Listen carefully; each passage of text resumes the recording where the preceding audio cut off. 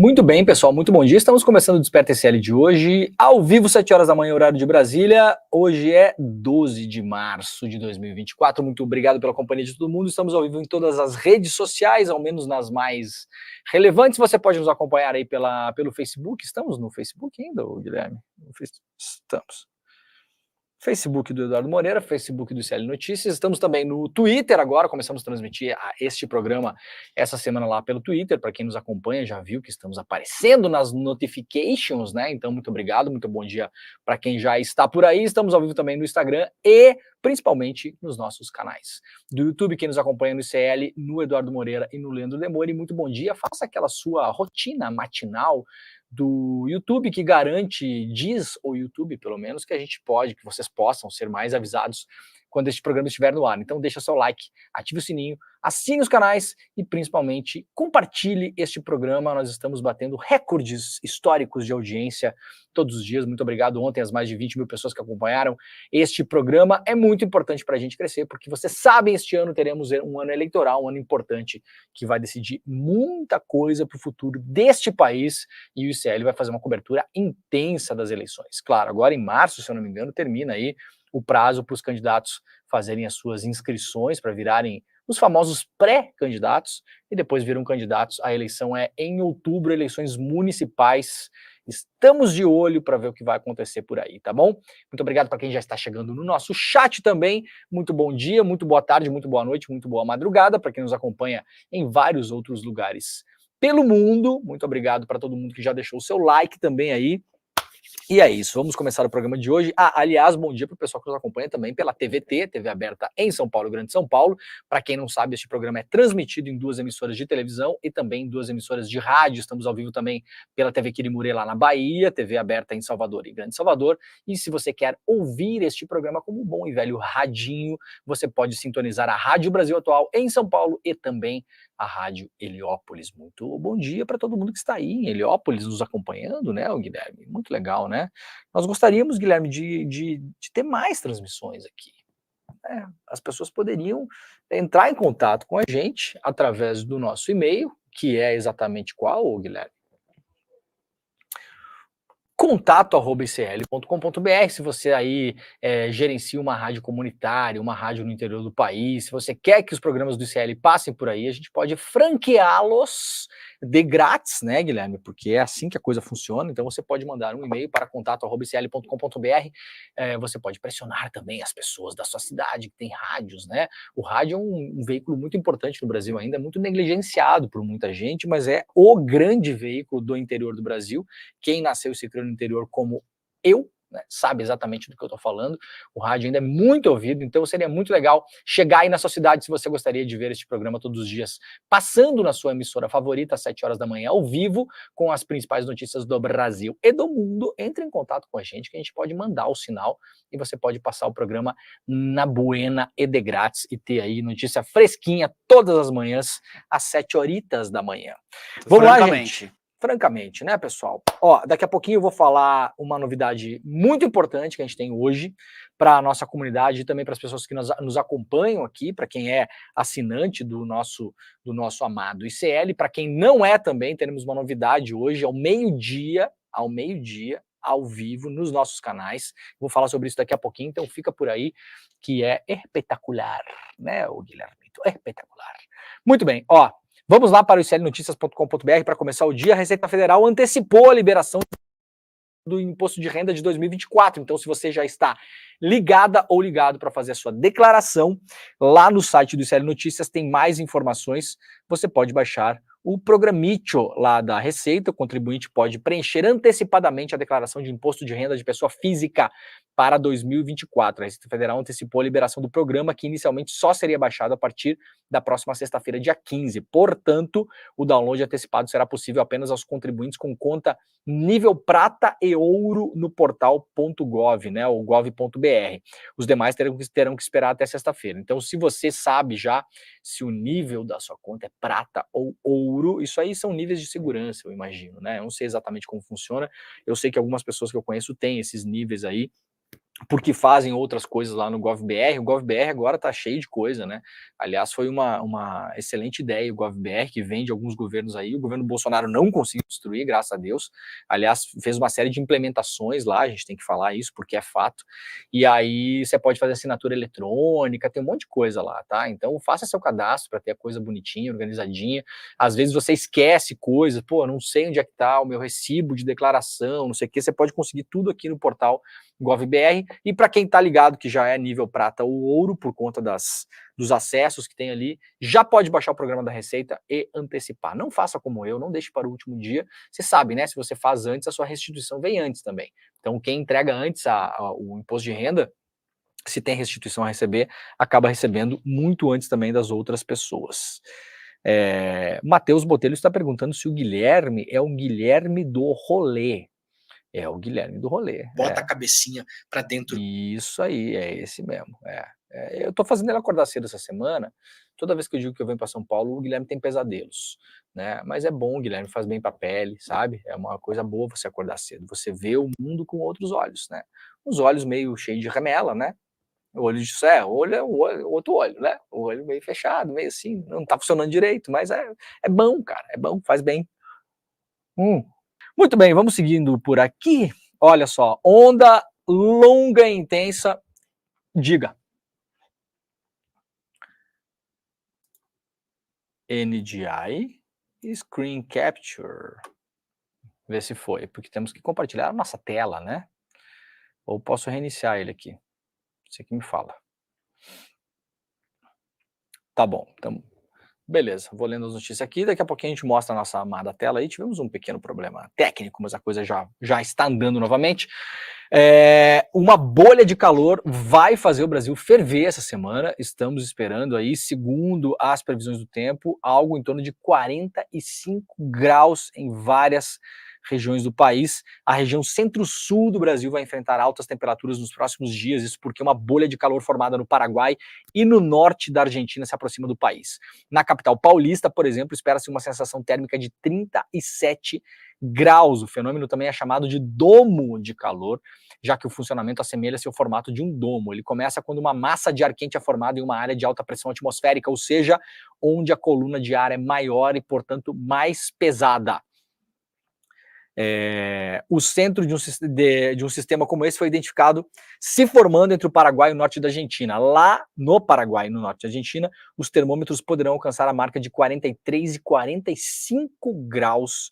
E como a massa de ar quente se expande verticalmente, ela atinge as regiões vizinhas do Brasil. Portanto, estados do sul e do centro-sul do país, atenção para essa semana, porque teremos aí uma onda de calor avassaladora, né? Aí na reta final, nos estertores do nosso verão, a coisa aparentemente pode ficar feia, tá bom? Então fiquem ligados nisso. Caio, você precisa entrar novamente aqui? Muito bem. Caio, você pode apresentar esse programa, pode sentar aqui? Não quer fazer isso não, Caio? Não, deixa pra você. Tá bom. O Caio é o galã do CL. Eu toda vez que vejo o Caio, eu tenho vontade de dar um beijo nele, sabia, Guilherme? Podemos rodar o teaser? Então vamos rodar. A gente tem uma novidade para hoje, tá? A gente vai fazer o seguinte, vamos rodar o teaser importante, que tem a ver com o evento que a gente fez no domingo, e aí daqui a pouquinho eu volto e vou contar uma novidade para vocês, tá bom? Então bora lá. Manda ver. Objetivo é limpar a cena do crime para a macharada. E o trabalho deles era assassinar reputações.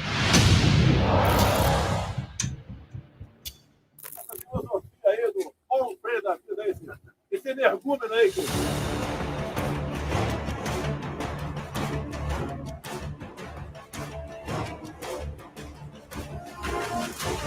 A família Bolsonaro tinha todo um esquema montado para atacar opositores virtualmente. Mas se a gente for lembrar, foi exatamente essa estrutura de questionamento que colocou em xeque as eleições de 2022. E deu no que deu.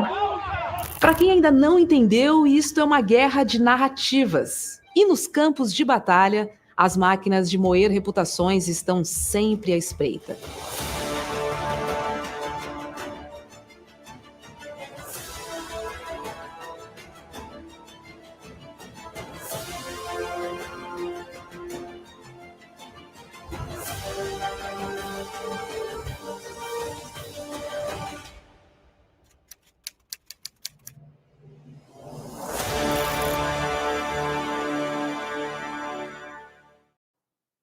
Muito bem, gente, tá isso, tem relação com um evento que a gente fez no domingo, um evento, obviamente, mais um evento de sucesso absoluto do CL, mais de 30 mil pessoas ao vivo assistindo ao evento, um evento com a Maria da Penha, que tem a ver, claro, com a luta do mês das mulheres, com as lutas importantíssimas que a gente aqui com muita frequência fala em relação a notícias, por exemplo, mas também tem a ver com uma tentativa que está sendo feita pela extrema-direita de destruição de reputação da Maria da Penha. Mais uma, né? A gente viu isso acontecer com Paulo Freire, a gente viu isso acontecer com Marielle Franco e tantas outras, principalmente mulheres, porque a extrema-direita adora atacar mulheres. Isso é uma característica da extrema-direita, não só no Brasil, mas no mundo todo. Então, olha só, essa semana a gente lançou para os nossos membros do ICL, e você pode se tornar um membro exatamente agora, através do link despertaicl.com.br, a gente lançou para os nossos membros uma série documental sobre a destruição de reputações de pessoas públicas. Chama-se Máquina de Moer Reputações. São 3 episódios, cada episódio focado em uma figura histórica, Marielle Franco, Paulo Freire e também a Maria da Penha. Nós já liberamos ontem, a partir de ontem, o primeiro capítulo, vamos liberar o segundo capítulo hoje para quem assina o ICL, mas hoje a gente vai fazer um agrado aqui, um agrado importante, aliás, para fazer uma divulgação em relação a isso. Hoje é o meio-dia, né, Guilherme? Meio-dia. Hoje é o meio-dia. Muito bem. Ao meio-dia a gente vai liberar o segundo episódio para quem não é membro do ICL também. Então, fiquem ligados nos nossos canais. Pós-rolê, depois do rolê ICL, aliás, 12h30, então é isso. Então, depois do rolê ICL, que é o nosso último programa da manhã, lá com o William De Luca, nosso querido, amado William De Luca, a gente vai liberar esse episódio, tá? Vai estar nos nossos canais, então fiquem de olho, vocês vão poder assistir na íntegra. E para quem quiser já assistir a toda a série documental e parte da comunidade do ICL, que não é só isso, você vai fazer parte de todos, vai poder acessar todos os cursos do ICL, como eu falei ontem, aqui tem história, filosofia, história da arte, música, línguas, preparativo para a OAB, preparativo para o Enem, Excel, gestão financeira, tem um mundo, são mais de 200 cursos no ICL, você pode participar disso também.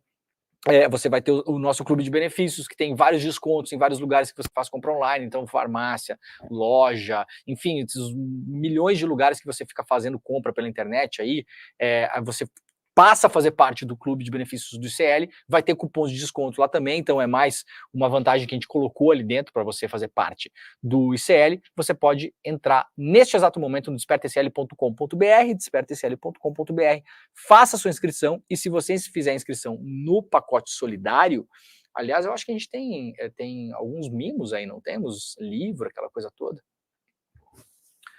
Temos uma arte, então, nós temos esse card, não? Tá bom, a gente pode falar mais no final do programa, então, rapidinho sobre isso, mas hoje tem alguns presentes para quem fizer parte do nosso ICL através do Plano Solidário. O Plano Solidário é aquele que você paga um tiquinho a mais por mês, 60 e pouquinhos reais ali, vai dar um real e alguma coisinha por dia. Você faz a sua inscrição para você poder ter acesso aos cursos, ao clube de benefícios, aos documentários e tudo que está dentro da nossa plataforma, e consegue dar uma bolsa para uma pessoa que não tem condições de estudar, tá? Aliás, a gente fez uma parceria com o Instituto Maria da Penha, e a gente vai distribuir bolsas para mulheres que foram vítimas de agressão. Só que a gente só consegue fazer isso se você for lá, fizer a sua inscrição no membro do pacote solidário, tá bom? Então, despertaicl.com.br é o link, você entra lá, tem todas as informações, tá tudo bonitinho, tudo maravilhoso ali. A gente já lançou vários documentários, vai lançar mais um monte de coisa esse ano, tem muita novidade lá dentro. E aí aquela coisa, como eu falei ontem, por exemplo, eu gostaria de ter feito uma outra faculdade, e acabei não conseguindo fazer, mas em vez de fazer faculdade, que eu não tenho nem tempo para fazer faculdade, eu fico lá fazendo os cursos do ICL, me aprofundando, entendendo os melhores professores do Brasil e do mundo, faço no horário que eu quero, faço pelo celular, faço nos intervalos, vou ouvindo as aulas no carro, em viagem, no avião, no ônibus. Então é maravilhoso, né? Você pode mergulhar num mundo de conhecimento que não necessariamente é uma coisa formal. Eu não vou precisar de um diploma universitário, não quero exercer uma nova profissão, mas eu quero entender mais, no meu caso, psicologia, que é uma coisa que eu sempre quis fazer, era meu sonho de adolescente, fazer psicologia, acabei não fazendo, então tô lá fazendo meus cursos lá com os melhores. Ali só tem os melhores, só tem gente fera, e é professor brasileiro, professor italiano, alemão, argentino, gringo, de tudo que é lugar. A gente selecionou realmente um dream team para dar aula para vocês por ali, tá bom, gente? Então vamos lá. Seguindo o programa por aqui, lá no iclnoticias.com.br, já para 10 mil pessoas online neste exato momento, o projeto que flexibiliza licenciamento ambiental pode incluir mineração. Os caras não param, né? O projeto que flexibiliza as regras do licenciamento ambiental pode também se debruçar sobre as regras acerca de autorizações de mineração. Eu sou terminantemente contra esse negócio de flexibiliza, sabe? Flexibiliza é tipo assim, linguagem burocrática. Eu tô tentando aumentar o ar-condicionado aqui para não ferver.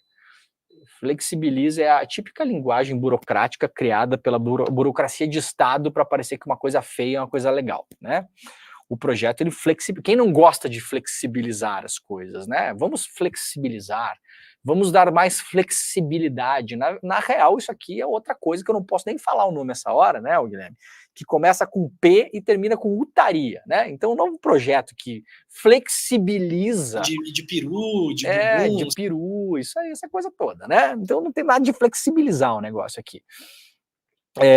Atualmente no Senado, a proposta busca alterar as regras para processo de licenciamento ambiental em nível federal, mas também estadual e municipal. Por exemplo, ela regula para todo o país a licença por adesão e compromisso, um termo autodeclaratório de que o empreendimento está de acordo com as regras exigidas e estipula prazos máximos para esses processos. Ou seja, você vai dizer se o seu garimpo é legal. Vocês imaginem isso para o ramo de alimentação? Você chega num restaurante lá, não tem mais fiscalização, vigilância sanitária, não tem mais nada. O cara fala, não, aqui tá bom. Aqui tá bom, pode vir comer aí. Mas essa barata caminhando aí, meu senhor? Não, isso aqui é assistente da cozinha, né? Tá bom aqui, sou eu, é autodeclarado. Então, assim, gente, os caras não vão parar e vão para cima, principalmente nesse momento de fragilidade, de popularidade do governo Lula, que vai ter que trabalhar para fazer passar essa maré aí, né? Porque o momento bom não é.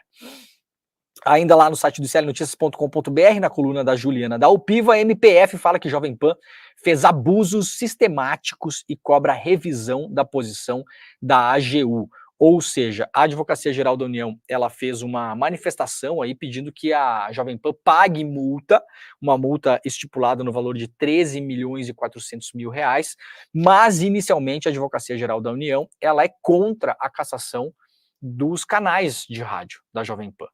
E o MPF advoga pela cassação. Se eu não me engano, são 4 frequências que a Jovem Pan usa, que poderiam ter 3 outorgas da Rádio Jovem Pan, que está na matéria, né? São 3, não são 4. O MPF apontou que utilizou critérios objetivos para pedir a cassação, ao contrário do que entende a União, constatados atos de abuso à liberdade de radiodifusão, diz aqui o Ministério Público Federal, com base no artigo 53 da Lei 4.117 de 1962, ela que reconhece o chamado caso em tela, quando nossos amados juristas estão avaliando alguma coisa, eles chamam de caso em tela, né? É bonito, né? Não há escolha, segundo o MPF. O MPF diz o seguinte, olha, que segundo a lei, o que a Jovem Pan fez, a gente não pode escolher punir ela só com multa, não há uma escolha, não há uma opção. Então, o MPF está tentando mudar a posição da AGU. Eu, sinceramente, entendo pouco dessa lei, tá? Mas eu acho exageradíssimo caçar o direito das 3 rádios. E tem gente no chat agora que vai descabelar-se virtualmente, né, Guilherme? Vai puxar os próprios cabelos. Mas eu acho mesmo, gente, assim, empresa no Brasil erra muito, sempre comete crime adoidado. Empresa aí de alimento que pega carne de desmatamento, uma série de coisas. E, olha, via de regra, ainda mais se a empresa grande, que tem um monte de funcionário, aquela coisa toda, você tem que colocar tudo na balança. Infelizmente é assim, você coloca tudo na balança. Senão vira Lava Jato, né, gente? Vamos fechar o Debrecht, o AES, a Petrobras, tudo porque teve corrupção. Vocês entendem a lógica do meu pensamento aqui, e respeitando divergências, obviamente, mas você vai lá, aplica uma multa na Jovem Pan, faz eles assinarem eventualmente um termo de ajuste de conduta, em que eles se comprometem a não cometer mais os mesmos absurdos que cometeram, e aí sim, se forem reiterados numa próxima, você fala numa medida mais drástica. Tá bom? Tá dito. Ações da Lava Jato contra Cunha e Cabral regridem na justiça e podem prescrever. Casos da Lava Jato que envolvem o ex-presidente da Câmara, Eduardo Cunha, e o ex-governador Sérgio Cabral estão à beira da prescrição ou já prescreveram na Justiça Eleitoral do Rio de Janeiro. Os autos desses processos e de outras investigações conexas tramitavam na Justiça Federal, mas acabaram anuladas em parte pelo STF ter decidido em 2019 que crimes como corrupção e lavagem de dinheiro, quando investigados em Caixa 2, deveriam ser julgados por tribunais eleitorais. Cunha e Cabral, ambos do PMDB, ex-MDB, foram os dois mais conhecidos presos da Lava Jato, operação que completa 10 anos na próxima segunda-feira, dia 17. O ex-deputado federal ficou 3 anos e meio detido e o ex-governador 6. Vamos deixar claro aqui que faltou na matéria, isso aqui é uma matéria da Folha, 3 anos e meio detido em prisão provisória, o que é um absurdo, seja com o Eduardo Cunha, seja com quem for. Porque você ou julga e mantém preso, ou julga e solta, né? Os caras foram empurrando a prisão do Cunha e foram deixando o cara lá. É um negócio completamente insano que foi feito no caso do Eduardo Cunha e em outros casos. No caso de Cunha, 2 processos nos quais o Supremo anulou condenações da Justiça Federal, só tiveram as denúncias aceitas novamente na Justiça Eleitoral no Rio este ano. Autoridades que acompanham os processos veem a possibilidade de parte das condutas de Cunha já estar prescrita. Isso é um problema, porque assim, quando os caras fizeram a mudança de regra, né, doutores do STF, tudo bem que vamos mudar o entendimento, esses crimes aqui, quando tem a ver com Caixa 2, eles são julgados pela Justiça Eleitoral. Mas aí vocês poderiam ter previsto que o tempo de prescrição deveria parar, né? Porque senão fica um cheiro esquisito essa coisa que os senhores fizeram aqui, tá bom?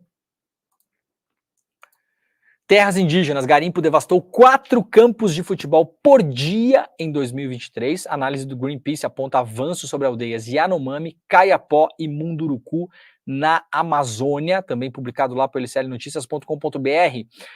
Vamos aqui rapidamente para o caso da Petrobras, que virou a grande polêmica da imprensa. Eu tenho falado para amigos que não tem nada pior para a democracia que canal de notícia 24 horas, né, Guilherme? Porque tem que ter pauta, né, cara? Tem que ter, se não tem assunto, tem que ter assunto. Que coisa, assim. Pegou um final de semana, então, cara, aí uma mosca vira um urubu, né? É um negócio impressionante. Cara, isso aqui é a grande não polêmica do momento. Você sabe o que está acontecendo com a Petrobras? Vou resumir rapidamente aqui. Aqui no ICL Notícias tem uma matéria que coloca as coisas em perspectiva, né? Pressão por distribuição de dividendos e queda em ações escancaram uma disputa dentro da Petrobras. Há uma disputa, sim, dentro da Petrobras, entre pessoas que querem pagar dividendos, ou seja, quando fechou o balanço da empresa, pega uma parte disso que vira lucro e você distribui isso para os acionistas. E tem pessoas que dizem que não, a gente tem que distribuir menos dividendos. Tem que andar em linha com, aliás, as outras petroleiras do mundo, que não distribuíram, como nos anos do governo Bolsonaro, nem sombra do que a Petrobras distribui de dividendos. Qual o problema da distribuição de dividendos? O problema é o seguinte, você tira dinheiro do caixa da empresa, esse dinheiro poderia ficar lá eventualmente para fazer investimentos para o futuro, ou para melhorar o próprio endividamento da empresa.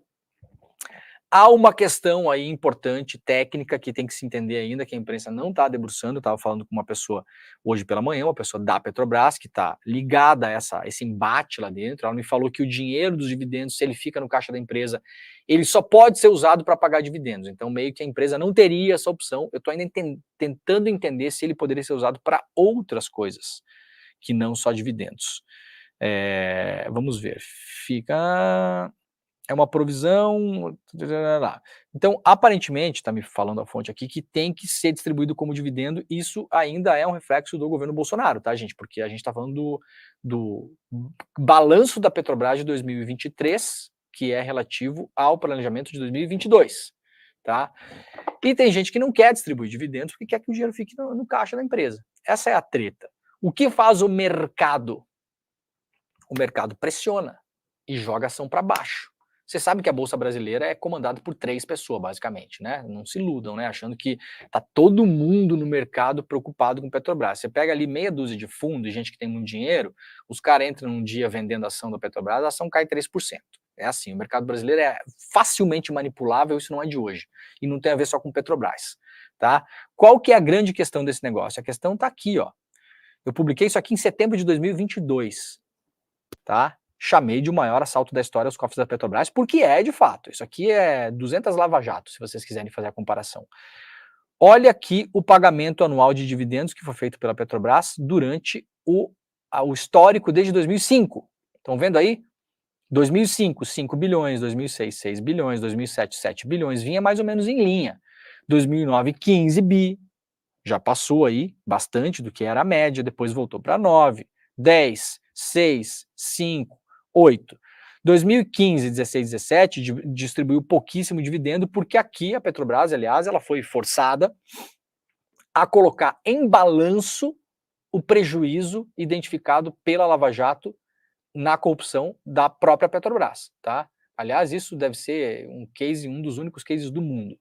Mas tudo bem, o dividendo foi para baixo. 2018 começa a voltar, 2 bi, 19, 8 bi, 26 bi. Olhem o que acontece em 21 e 22. O senhor Paulo Guedes e o governo Bolsonaro distribuíram em 2021 72 bilhões de dividendos para os acionistas. Em 2022 foram 86 bilhões. Vocês estão vendo o gráfico aí, né? Para quem está só nos ouvindo, é um negócio assim, ó. Sai de um risquinho e vai para um elefante o negócio, tá? Sai de... Em 2020 era 6,5, em 2021 vira 72. Em 2022 vira 86. Para onde vai esse dinheiro? Ah, mas eu tenho ações da Petrobras. Tá, você sabe que você é a sardinha, né? Você tem ações da Petrobras. Quando pagar dividendo, a quantidade de dinheiro que vai cair na sua conta de ações da Petrobras, eu sei quanto é que é, tá? Eu sei que é R$ 62,13, tá bom? Não é de você que esse tá falando aqui, gente. Olha aqui, ó. Esse dinheiro vai parar, sabe para onde?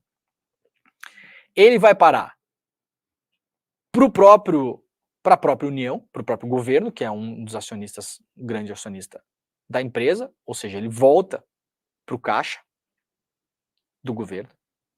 Esse dinheiro, durante o governo Bolsonaro, segundo dizia o próprio Ministério da Economia do Paulo Guedes, ele era usado para pagar a dívida pública brasileira.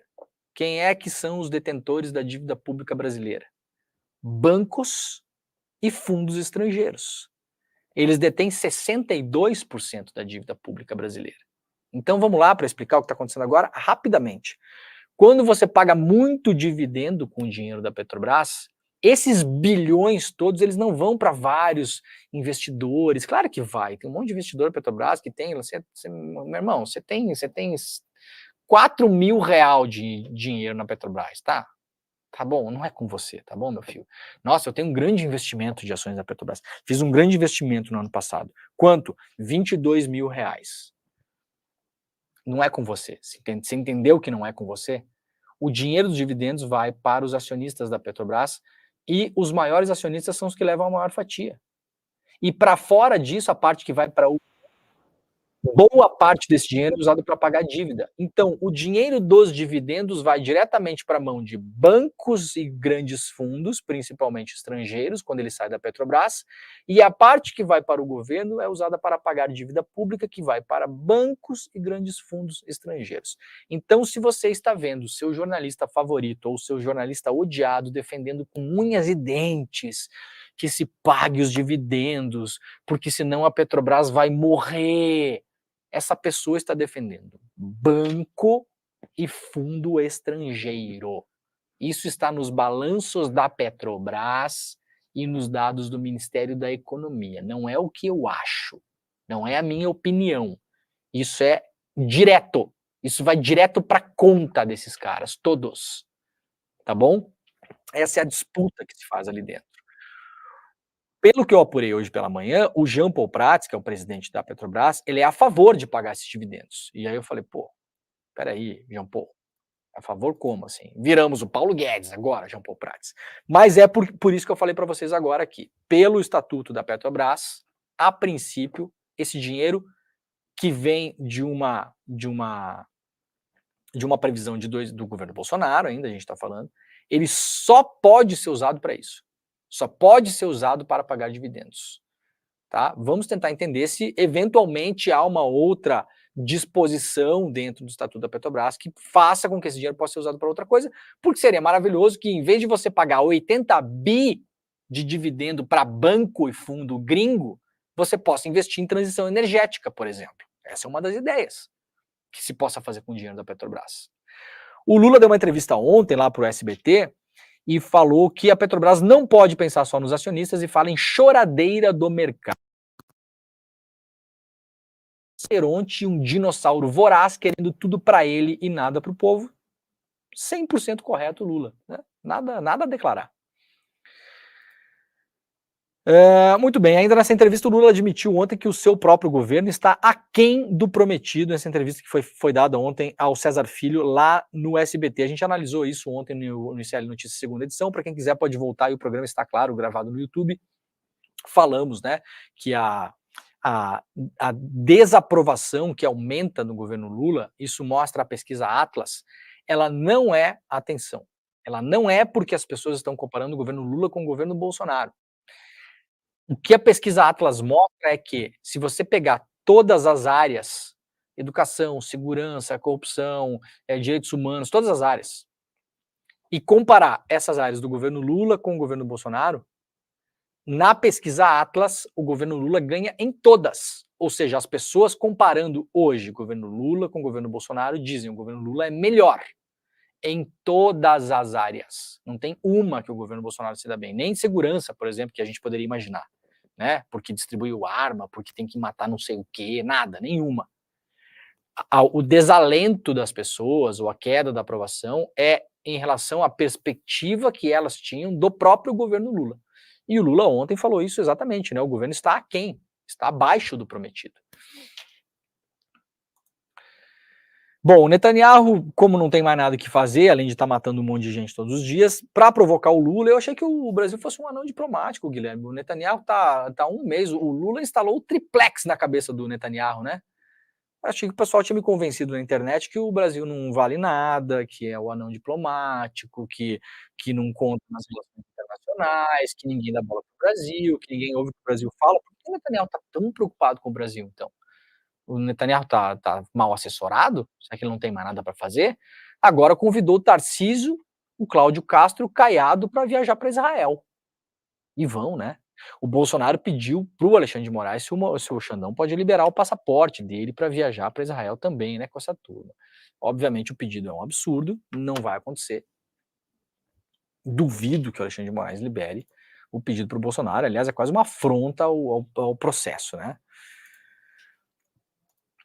Vamos lá para o UOL. Natália Portinari, repórter, traz aqui que o reduto de ministro de Lula é investigado por corrupção na saúde. Como se ninguém tivesse avisado, o ministro é o Juscelino Filho. Né? Ninguém aqui no ICL avisou do Juscelino Filho. A gente nunca falou nele aqui.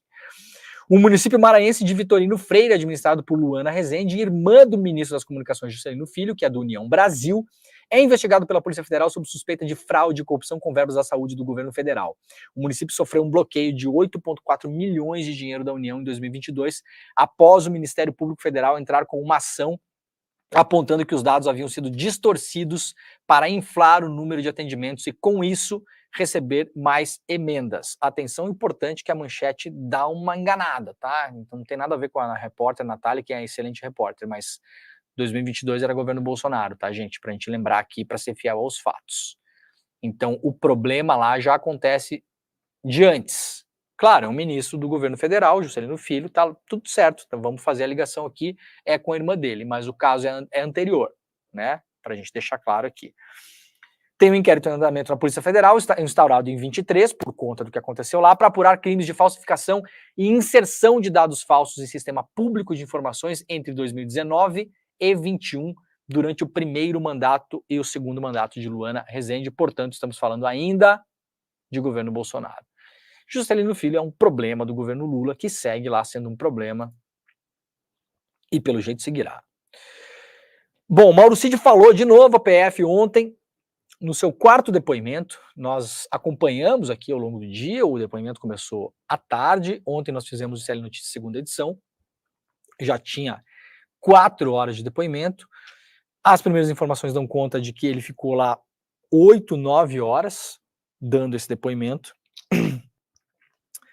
A Polícia Federal tem as suas convicções de que o Cid omitiu informações e talvez tenha mentido ou não entregue tudo, né? Omitir é um modo de mentir na narrativa geral também, né?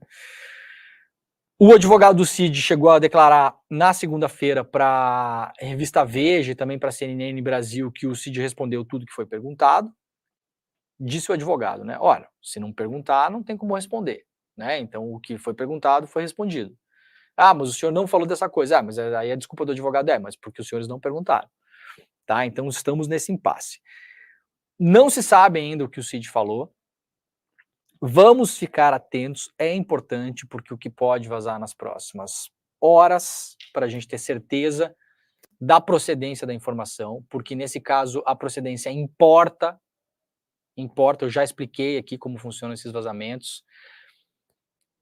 Pode vir via advogado, vazamento. Não estou dizendo que o César Bittencourt está passando informações para a imprensa, absolutamente não. Eu estou dizendo assim, em tese, no caso em tela, pode vir de advogado.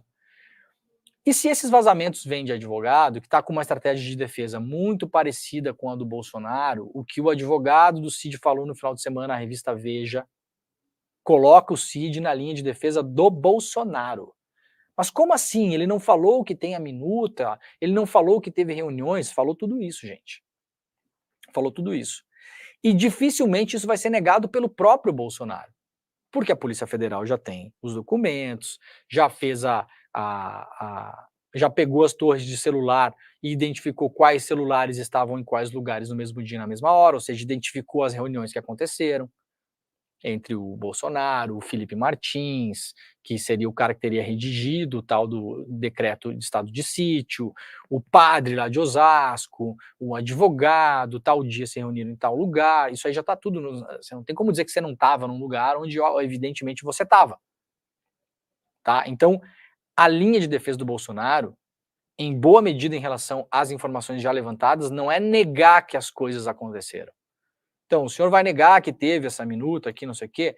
Em algum momento, se o Bolsonaro não tiver como negar, se as provas forem acachapantes em relação a mostrar que o Bolsonaro sabia que existia esse documento e que teve contato, por exemplo, com esse documento, se existirem provas em relação a isso, a gente ainda não sabe, tá bom? E vamos deixar claro, a gente não sabe aqui, não adianta extrapolar. O Bolsonaro não vai negar. Só que o Bolsonaro vai dizer que nada disso era uma tentativa de golpe de Estado.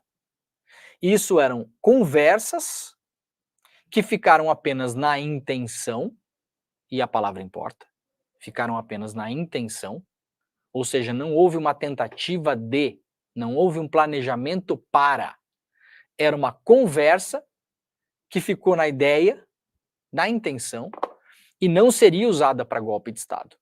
Seria usada para quê? Para proteger a democracia, manter a ordem social, caso as urnas tivessem sido fraudadas. É um absurdo. Mas essa é a linha. Eu estou trazendo para vocês a linha de defesa do Bolsonaro, tá, gente? O Mauro Cid, no final de semana, definitivamente, pelas palavras do próprio advogado, porque não foram só informações em off que saíram, o próprio advogado declarou isso, o advogado do Bolsonaro falou, o meu cliente nunca falou que o Bolsonaro falou em golpe de Estado. Então o Cid não pode negar a minuta que encontraram no celular dele, as reuniões que ele fez, que ele próprio admitiu que fez, ou participou. Mas ele vai dizer que nunca se falou em golpe de Estado. Isso aí seria usado caso comprovasse a fraude nas urnas. Sacaram para onde vai o negócio? Então, atentos e atentas para as próximas horas ao que vem na imprensa. Tá? Porque se vem via defesa, é claro, gente, que eles vão montar o que interessa para eles e vão transformar em manchete o que interessa para a defesa deles. O advogado está lá fazendo o seu trabalho de defender o próprio cliente. E se ele conseguir transformar a versão dele, que é mais interessante para a defesa dele, em notícia, ele assim o fará. Como, aliás, tem feito desde o primeiro dia o Dr. César Bittencourt. dando entrevista, passando informação, falando isso, falando aquilo. Informações são verídicas ou não? Elas podem ser verídicas, mas quando você filtra a informação através da defesa e passa só o que interessa para você, você conta uma história, né? Então, vamos ficar de olho, não temos ainda detalhes, talvez aí ao longo do dia a gente possa ter alguns detalhes do que foi falado ou pelo menos do que foi perguntado no nosso site lá no iclnoticias.com.br, tá bom? Então, para quem quiser ficar de olho nessa história, acesse agora iclnoticias.com.br, que a gente está aí, a nossa equipe de jornalistas está trabalhando, e talvez ao longo do dia a gente possa ter informações fresquinhas sobre o que disse Mauro Cid ontem para a Polícia Federal. Aliás, eu pelo menos não tenho informação de se o Cid vai continuar a ser ouvido hoje ou se ontem acabou. Eu acho que deve ter acabado ontem, 9 horas, né? Bom, seguindo o programa aqui, o STF tenta bater o martelo sobre o porte de maconha só em 2025. A gente já tinha antecipado isso aqui, né? Maconha e aborto no STF, que seriam discutidos este ano, até disposições em contrário, não se fala mais disso em 2024. E isso teve articulações também, ou pelo menos um desejo e uma forte comemoração por parte do governo Lula, porque esses temas são temas difíceis de debater na sociedade, ainda mais no mundo que a gente vive, de zap, de fake news, de maluquice, de pastor político, e essas decisões iam cair no colo do governo, vocês podem ter certeza disso. Mas foi o STF, mas tudo bem, as pessoas hoje em dia, você sabe, né, Xandão e Lula, não sei o que, mistura tudo, cria lá a fake, joga no zap e vai dizer que o PT tá liberando a droga no Brasil e que agora nossos filhos vão morrer. Vocês sabem exatamente o caminho que esse tipo de coisa toma. Então o STF decidiu não tocar nesses temas esse ano. Talvez volte na pauta em algum momento, não sabemos, mas por enquanto a ideia é não mexer nisso em 2024. Olha aqui, notícia importante, chefe da ABIN do Lula é citado como investigado em inquérito da Polícia Federal. Documentos sigilosos do inquérito da Polícia Federal sobre a suposta arapongagem ilegal no governo Jair Bolsonaro mostram que o atual diretor-geral da ABIN, Luiz Fernando Correia, foi objeto de ao menos 4 relatórios, sendo que um deles o classifica como investigado. A Folha teve acesso a esses documentos que estão inseridos na investigação sob relatoria do Alexandre de Moraes. As decisões de Moraes tornadas públicas até agora listam apenas manifestações da PF no sentido de que a atual gestão da ABIN tomou atitudes que, na visão dos investigadores, atrapalharam as apurações dentro da ABIN, mas não havia nenhuma menção direta ao atual diretor da ABIN, do governo Lula, como investigado. Moraes também não faz qualquer citação direta ao atual diretor-geral da agência em suas decisões, se limitando a reproduzir em alguns pontos as afirmações da Polícia Federal. A investigação tem como foco o uso do software espião, o tal do First Mile. Correia assumiu o comando da agência em maio de 2023 e é o antigo auxiliar de Lula, tendo sido diretor-geral da PF no primeiro mandato do petista. Em entrevista recente, o presidente da República reafirmou manter a confiança no chefe atual da ABIN. Um dos documentos a que a Folha teve acesso é um relatório da Divisão de Contra-Inteligência Policial, datado de 3 de novembro de 2023, 14 dias depois da deflagração da primeira operação da PF no caso, que incluía busca e apreensão na sede da ABIN. Ele trata especificamente de Correia e de seu então número 2, Alessandro Moretti. Há, nos dois casos, uma qualificação dos investigados, com fotos de ambos, a data de nomeação de cada um na ABIN e informações pessoais como o número de documentos e dos respectivos telefones celulares. O relatório é endereçado ao delegado da PF, Daniel Carvalho Brasil Nascimento, responsável pelo inquérito. O Moretti acabou sendo exonerado do cargo após a segunda operação da PF de janeiro. A polícia afirma que ele teria dito em uma reunião com servidores da ABIN que haveria um fundo político nas investigações e que tudo iria passar. O segundo documento é datado de 11 de janeiro e trata do depoimento de Correia na Comissão Mista de Controle de Atividades de Inteligência do Congresso, que aconteceu em outubro do ano passado. Foi da apresentação realizada por Luiz Fernando Correia na reunião. Diz o documento da PF, que reproduz em seguida os slides que o chefe da ABIN mostrou na reunião com os congressistas, que foi sigilosa. O relatório, que também é direcionado ao delegado do inquérito, lista uma nota divulgada pela União dos Profissionais de Inteligência da ABIN, em que ela faz críticas ao diretor-geral da PF, Andrei Rodrigues. além de dizer repudiar declarações do chefe da PF no sentido de uma ação institucionalizada de arapongagem ilegal da ABIN, a associação afirma que maus profissionais existem em qualquer corporação, inclusive na PF, e que o desvio de poucos não pode ser atribuído à totalidade dos servidores. Portanto, pelo que traz a Folha hoje aqui, o foco dessa eventual investigação do atual diretor-geral da ABIN, para a gente colocar a coisa aqui de uma maneira bem clara, não é porque ele fez parte da operação de monitoramento ilegal do governo Bolsonaro, mas porque pode haver um entendimento de que ele ou seus subordinados teriam, de algum modo, tentado ali impedir ou atrapalhar que a PF botasse a mão dentro da ABIN. Tá? Isso é o que denota, a gente consegue entender pelos documentos aqui. Por enquanto não tem nada assim muito substancial, tá, gente? Aqui é uma reunião que o cara fez, né? E assim, não tem nada na matéria que diga assim, o cara é investigado porque ele fez parte do esquema de investigações ilegais. Isso aqui claramente não está colocado pela matéria, tá? Para a gente deixar claro aqui, porque o título muitas vezes, né, leva a um mau entendimento. Se o cara é investigado no inquérito da PF, da ABIN paralela, parece que o atual chefe da ABIN fazia parte da ABIN paralela. Tá bom? Não é isso. O caso aqui é outro, a gente vai acompanhar. Bom, aqui as coisas do depoimento do Cid, né? Ontem tinha durado mais de 7 horas, já foi mais do que isso até. O Cid acabou reforçando que não participou da reunião entre Bolsonaro e os comandantes da força. Isso é uma coisa que a Polícia Federal estava tentando entender, né? Porque teve a tal da reunião que foi relatada pelo ex-comandante do Exército e pelo ex-comandante da Aeronáutica, entre eles, os comandantes, incluído o comandante da Marinha, e o Bolsonaro, no qual o Bolsonaro teria comentado sobre o estado de sítio, sobre a fraude das urnas, sobre não sei o quê. Nessa reunião, pelo que se sabe até agora, isso já é uma informação mais antiga, até trazido pelo jornal Financial Times, que publicou isso já há 1 ano e meio atrás, ainda em 2022. O comandante da Marinha, o Almir Garnier, teria aderido à ideia do estado de sítio.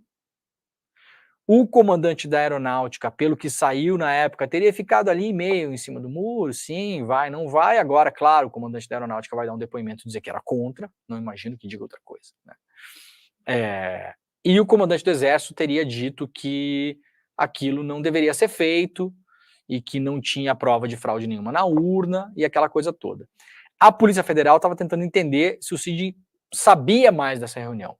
Segundo o Cid tinha falado nos outros depoimentos, e é o que tinha saído publicamente, e de novo, essas informações que saem publicamente, elas são filtradas por fontes, nós não temos acesso aos depoimentos na íntegra, então muito cuidado com o que a gente está lendo.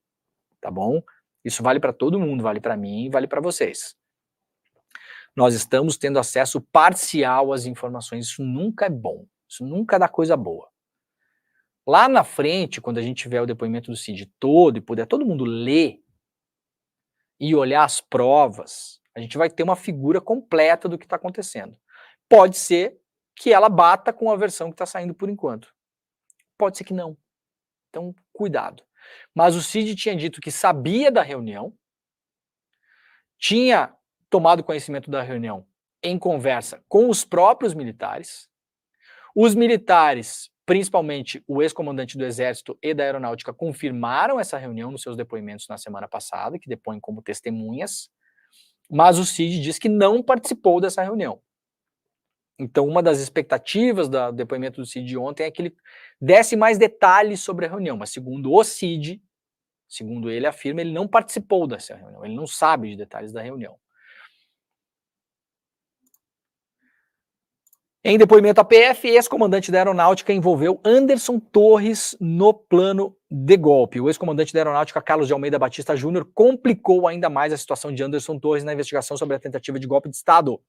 O brigadeiro afirmou em depoimento à Polícia Federal que o ex-ministro da Justiça seria quem dava embasamento jurídico para que Jair Bolsonaro decretasse um estado de defesa ou estado de sítio. O depoimento do militar demorou cerca de 10 horas e aconteceu antes da oitiva do ex-comandante do Exército, Freire Gomes, que falou aos investigadores no início do mês.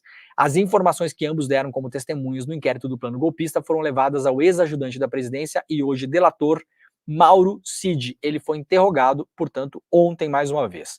Chamou a atenção da Polícia Federal o fato de que a expressão estado de defesa consta na minuta golpista encontrada no ano passado no armário de Torres durante uma operação de busca e apreensão realizada em sua casa. Essa medida está prevista na Constituição e trata de um regime excepcional que pode ser utilizado pelo presidente da República para preservar ou restabelecer a ordem pública ou paz social de imediato. O estado de defesa, porém, tem restrições geográficas, não pode ser aplicado em todo o território nacional e precisa ter a validade aprovada pelo Congresso.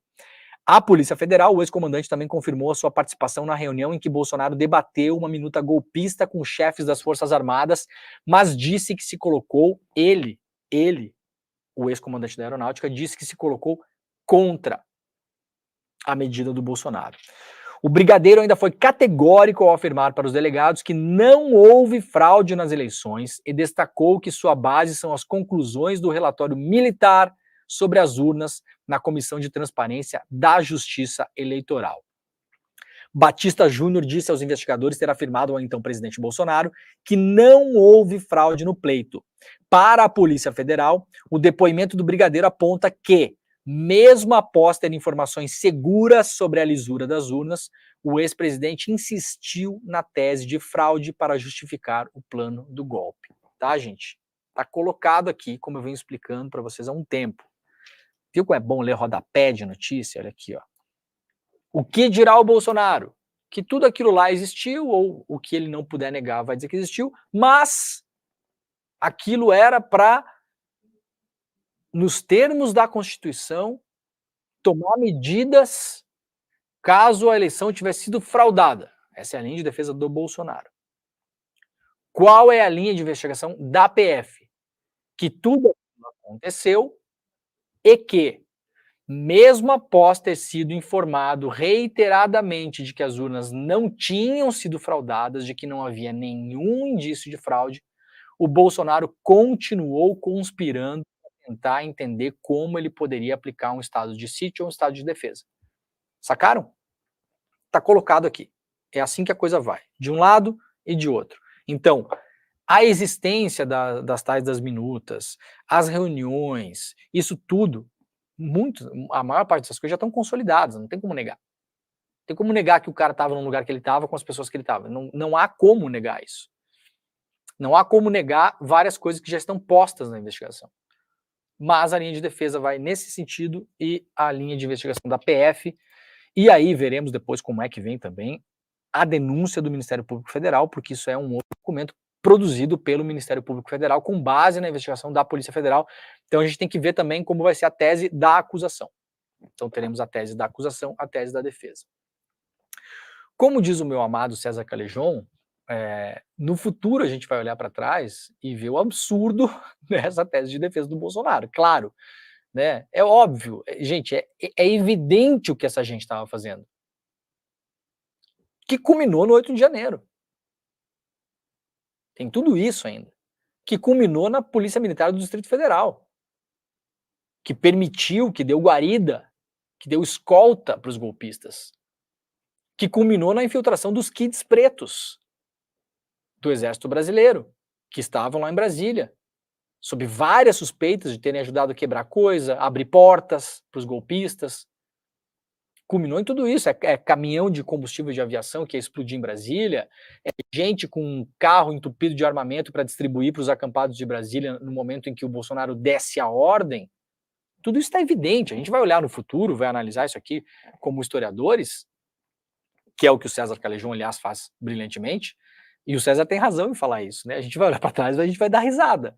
Agora, eu sou obrigado a trazer para vocês aqui como a coisa vai se dar no processo.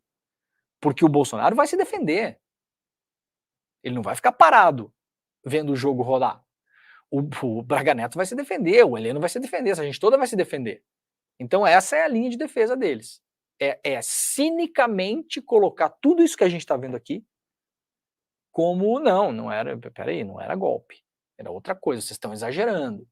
Vocês sempre exagerando, né? Para vocês tudo é genocídio, tudo é fascismo, tudo é golpe. Né? A velha brincadeira, né? Para vocês tudo é golpe. Para vocês tudo é genocídio. Para vocês tudo é fascismo. Então, para deixar claro para vocês como é que a coisa está andando em relação a isso.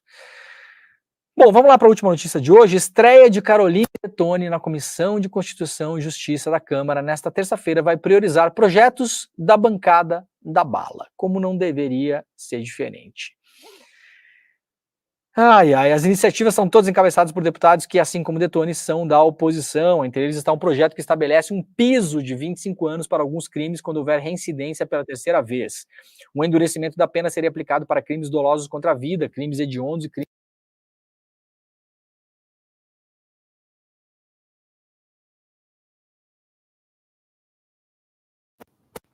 Tá falhando? Tá falhando meu mic? Então tá. Beleza, melhorou.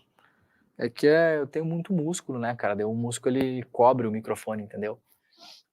É isso, é assim que é. Em seu parecer, bom, enfim, aqui eu não vou mais falar de Caroline. Também, Guilherme, muito obrigado por ter interrompido. Eu não quero falar de Caroline Detoni. Você me fez um favor. Vamos falar de outra coisa? Vamos falar de TechPix, vamos falar da iogurteira de peru, Top de Term. bumbum. Vamos falar de outra coisa. O programa tá acabando, aliás. 7h59, daqui a pouquinho começa a SL Notícias, primeira edição. Você fica por aí. Tivemos uma audiência hoje de 18.350 aparelhos conectados. Isso dá mais gente. Se o William... nós descobrimos porque que o programa caiu no começo, tá, gente? O programa caiu no começo porque o William De Luca chegou lá embaixo, porque eu tô no estúdio aqui de cima. Esse estúdio aqui é o estúdio onde é feito o rolê e o Em Detalhes, tá? Essa cadeira que eu tô sentado aqui, o De Luca acha que é dele, tá? Então ele chegou, ele viu eu sentado no estúdio dele, a audiência bombando, a caneca, viu a caneca, e segundo eu tenho informações que eu apurei, agora o De Luca chutou o cabo da internet lá embaixo e acabou com o programa. Eu vou descer e não respondo por mim, que eu tô indo lá para baixo agora. Não respondo por mim. Tá, Guilherme? Você me segura. Sabe como é que Playboy briga, Guilherme? Segura meu óculos. Segura meu relógio. Você nunca briga, né? Segura minha pulseira. Segura meu tênis. Aí todo mundo cansa, vai embora, o Playboy fica lá. Muito bem, meu povo. Amanhã estaremos de volta às 7 horas da manhã. Muito obrigado pela companhia de todo mundo. E agora está começando esse SL Notícias, primeira edição, com o nosso querido William De Luca, Rodrigo Viana, a nossa Vivi maravilhosa e todo mundo no estúdio, tá bom? Elô, todo mundo tá lá. Quem mais tá lá hoje? Juda Alpiva tá lá também? Juda Alpiva, tá todo o time lá, tá todo mundo. É incrível, né? É maravilhoso. Muito obrigado, tá bom, gente? Amanhã de manhã a gente tá de volta às 7 horas da manhã. É isso, tchau. O objetivo é limpar a cena do crime para a macharada. E o trabalho deles era assassinar reputações. Essa filosofia aí, olha um freio da vida aí, esse energúmeno aí, que...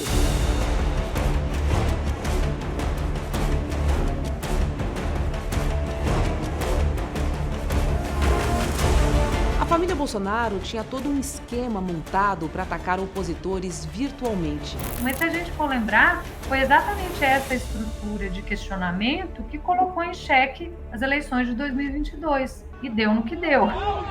Para quem ainda não entendeu, isto é uma guerra de narrativas. E nos campos de batalha, as máquinas de moer reputações estão sempre à espreita.